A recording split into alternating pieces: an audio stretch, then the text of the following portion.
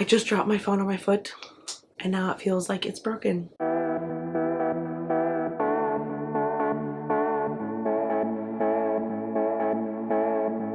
Hello everyone and welcome back to Friendeavor. Thank you so much for stopping by this week.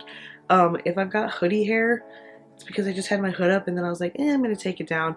And so now my hair's all probably fuzzy and whatever, but such is life. We are T-minus 7 days away from our 100th video on Friendeavor. It is dropping May 27th and it is our very first interview, our very first guest ever on the channel. I am absolutely stoked.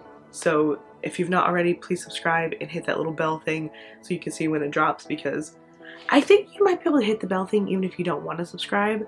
So even if you just want to hit it for this next video, then like do it, because I am stoked about it and it was awesome. So this week we are talking about, what are we talking about? Light bulb.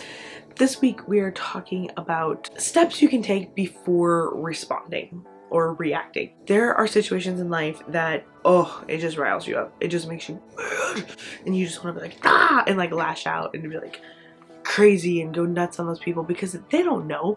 They don't know what you're going through. They don't know you. They don't know what they're talking about. And you just want to be like, oh, you're an idiot and blah blah blah, and just take them down in one fell swoop because they have no idea who you are and who they're messing with.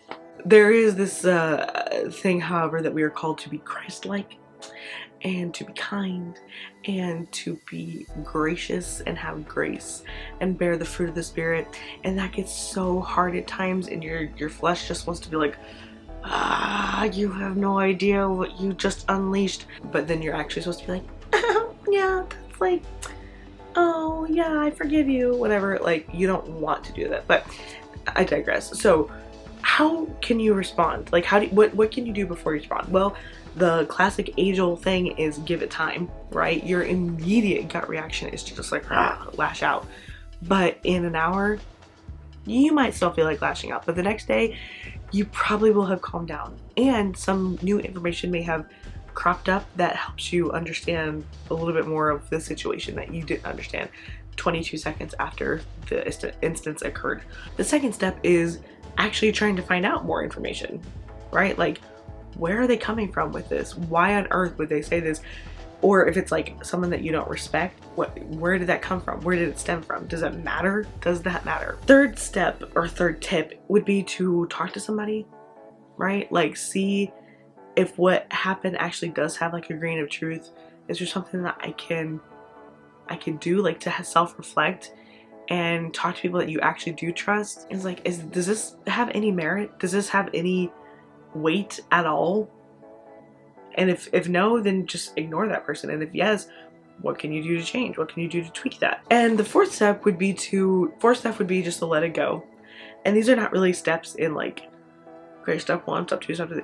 It's kind of like option 1. So I guess I should change it, option 1, 2, 3, 4. Another option is to just let it go, as hard as that is, and just like, okay. And that's especially if it's from like an anonymous source or someone that you don't respect. Just, oh, it's aggravating, but just like, let it go. Oh, that's annoying. And I hate that option. I hate that option. But that is an option. The last option is, or another, I should say, there's probably infinite options, but another option is to provide a opposing reaction or like option to the situation. So say someone just painted you with a broad brush and you don't agree with that, and it's maybe demeaning or whatever, or someone you love, because this can also be a reaction against someone who did a loved one wrong. But your other option is to present the actual facts, right? The real story, if you feel the need to be combative or to respond in a certain manner. There are definitely steps that you can take to manage these situations, but I would stick with those ones and see if anything works for you. Again, it's not easy, but just giving it time. And like the old like super classic thing is like, write a letter but never send it, right? Well, in the digital age, write out that text in a note and leave the note, right? Lock the note. Don't actually send the text and see what happens the next day, because I guarantee you even if you still feel a kind of way, it's not going to be as like feverish, like we march at dawn kind of thing, right? Just give it some time. If you've got any other options or tips or steps that you have worked in your life, please drop them in the comments, or in the comments depending on how you're watching. The new project is live. 52 Friend Dates is on Amazon. Please give that a look-see, and I'll be doing a whole video just on that new book. But friendship is a journey. It's an endeavor. I will see you next time on Friendeavor.